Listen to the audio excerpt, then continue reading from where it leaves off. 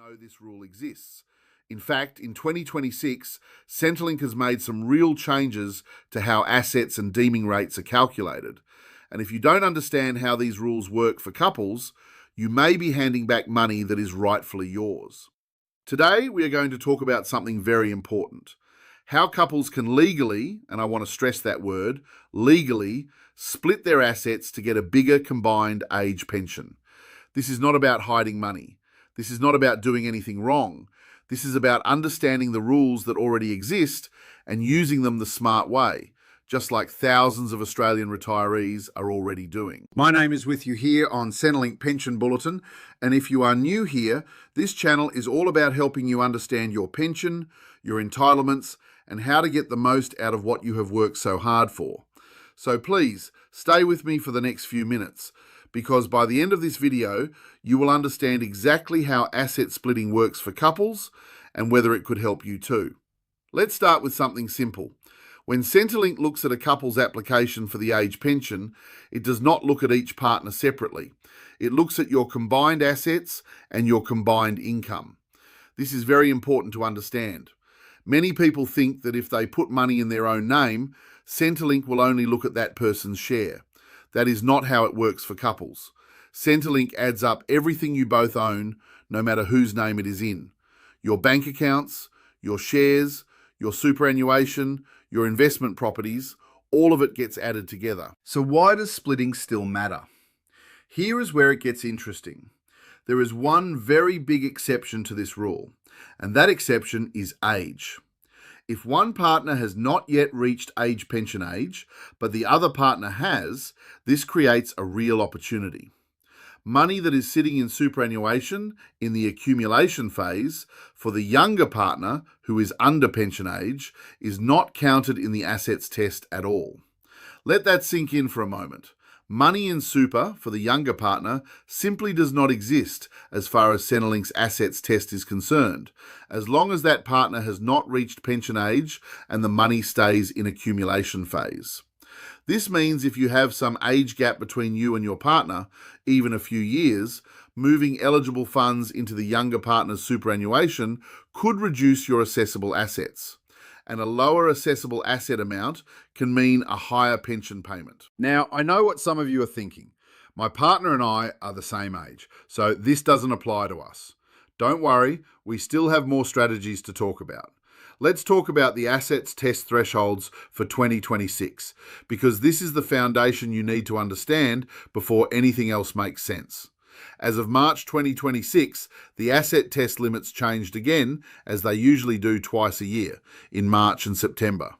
For homeowner couples, the combined assets limit before your pension starts reducing is higher than it was last year.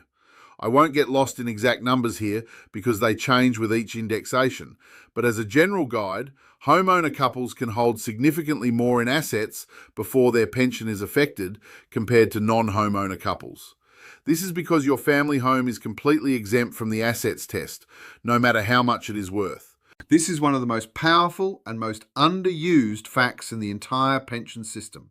Your home, your beautiful family home that you may have lived in for decades, does not count as an asset at all for Centrelink purposes.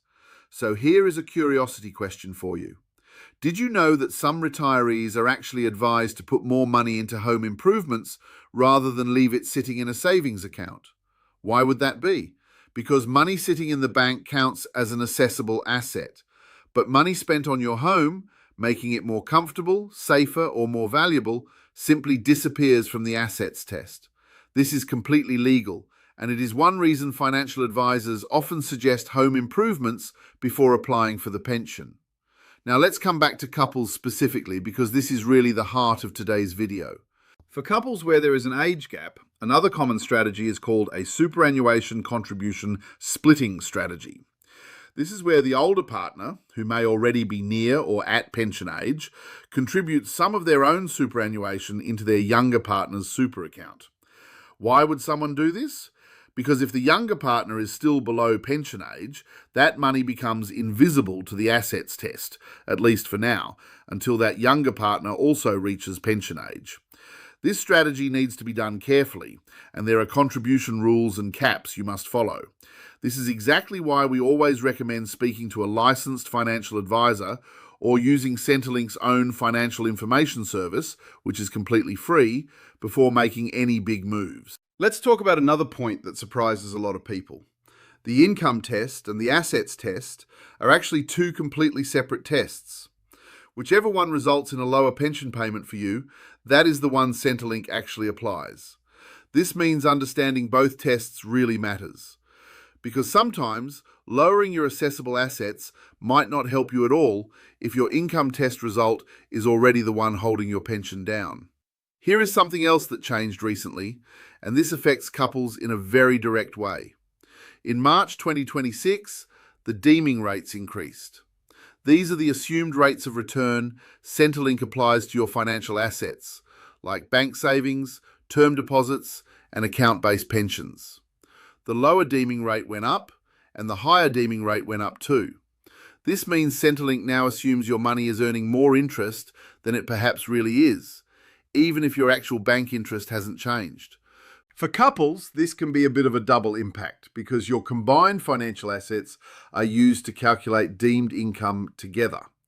This is exactly why many financial advisors are now recommending couples review their portfolio structure this year rather than just leaving things as they were 5 or 10 years ago.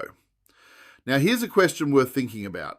Have you actually checked with Centrelink lately if your asset values are still accurate?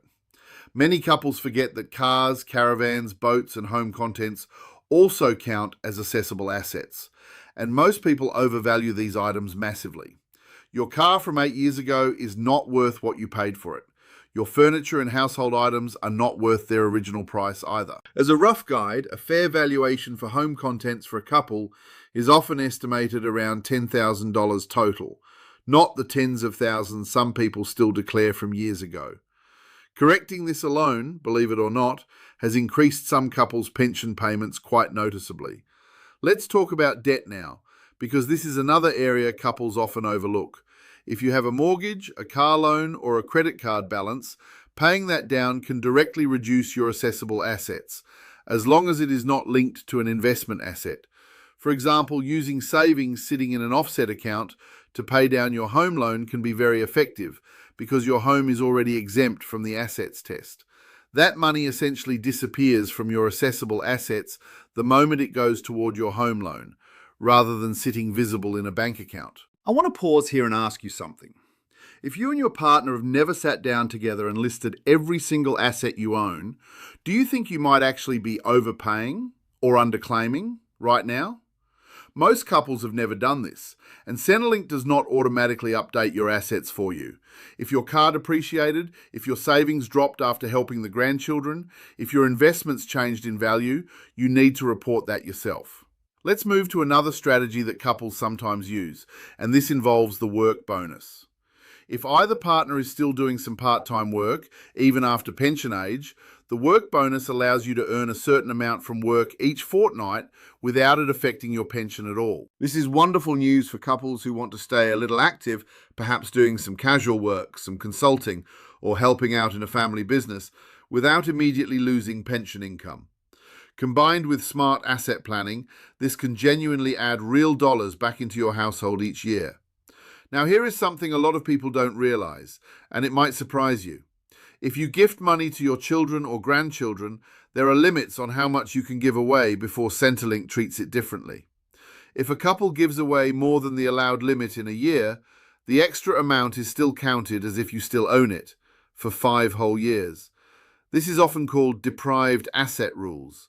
So if you are planning to help a child with a house deposit, please check the current gifting limits before making that decision, because doing it the wrong way could quietly reduce your pension for years to come.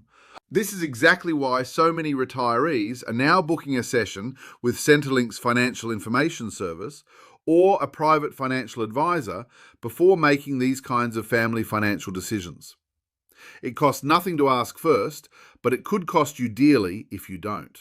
Let's bring this all together now, because I want you to walk away from this video with real practical understanding.